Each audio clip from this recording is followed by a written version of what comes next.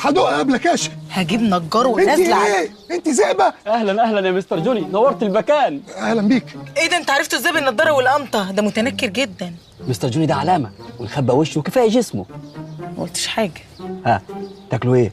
ولا سيبكم اوفر سينكينج هبابه؟ اوفر سينكينج يا بابا. بقول لك ايه، هو يوم طيب من اوله. انا هات لي استنى، انا اللي هطلب لك لو سمحت. ممكن المنيون؟ عيوني. مينيون.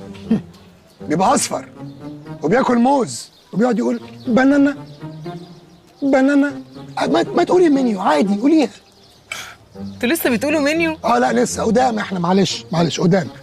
معلش اصل انا عايشه بره بقالي فتره، فبطلنا نقول منيو دي من زمان. اتفضلوا. ها هتاكل ايه؟ مش عارف، ماليش نفسي اكل. لا هتاكل معايا وهتاكلني بايدك كمان. لو سمحت هات لنا 2 حمام كداب. عيوني. انت خدت على هنا. ايه ده؟ ليه ناكل حمام عامل موبقات؟ مش فاهم انا. وايه الحمام الكذاب ده؟ يفرق ايه طعمه عن الحمام المنافق مثلا؟ بص هفهمك. الحمام الكداب ده فراخ اصلا بس محشيه رز وشكلها شبه الحمام يعني. ده كده انتوا اللي كدابين. انتوا ده الفراخ هي اللي كدابه، عامله لي فيها حمام. الحمام بريء منكم كلكم. بقول لك ايه، نزلها لي وانا هصورها وارفعها ستوري وافضحها. لا لا يا مستر جوني، ليه بس الفضايح؟ هي خالتك. انت اساسا كداب. ده لبس واحد بتاع تنوره. انت المفروض ايدك يبقى فيها صاجات مش بتاع. ايوه فعلا انا مش من مزاريطه، انا كاسر فيزا وقاعد هنا عشان بس ازود دخلي. روح هات الحاجات دي وتعالى.